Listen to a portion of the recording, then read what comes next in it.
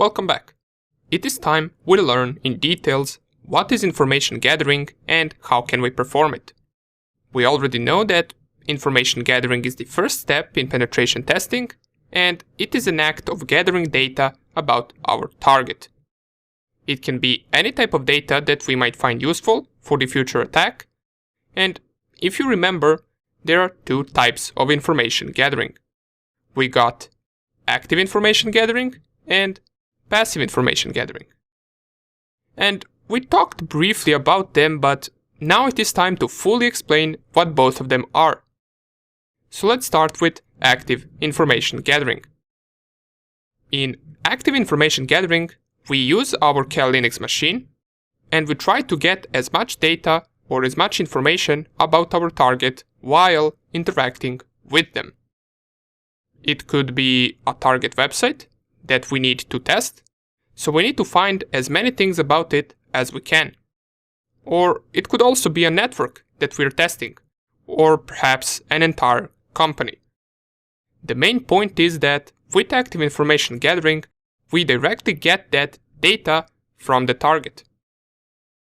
This could mean directly exchanging packets with the target by visiting and enumerating their website, or it could also mean talking to an employee that works there.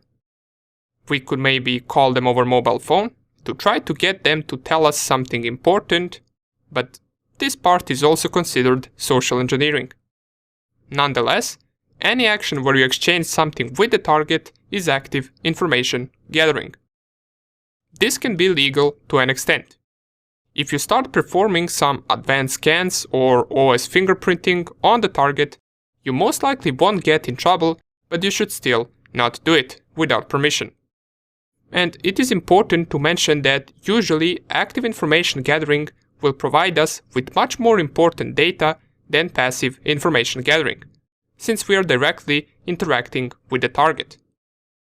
On the other hand, we got passive information gathering. And it is similar, we got our Kali Linux machine and our target. But we also have an intermediate system, or what I like to call a middle source. And what this middle source is, well, basically it could be anything, from a search engine to a website. It could also be a person, but what matters is that information we get is going through that middle source.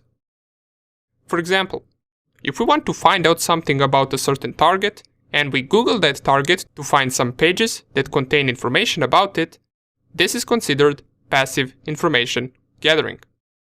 Okay, good, but what are the goals of this? What exactly are we searching for? Which information could be of value to us?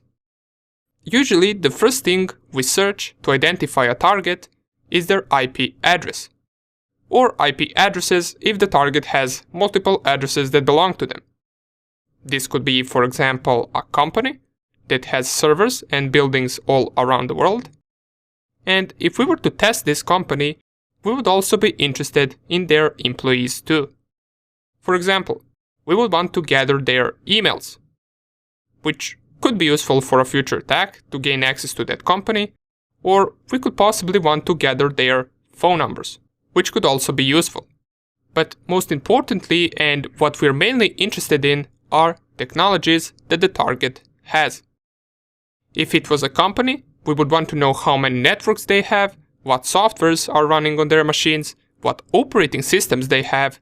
If it was a website, we would also want to know how that website was built, which programming languages it has.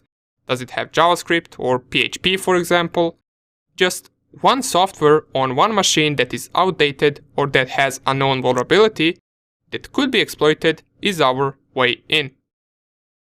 So, now that we know what we're looking for during this first step, it is time we see what tools and programs can we use to find out as much information as possible about our target. Let's do it.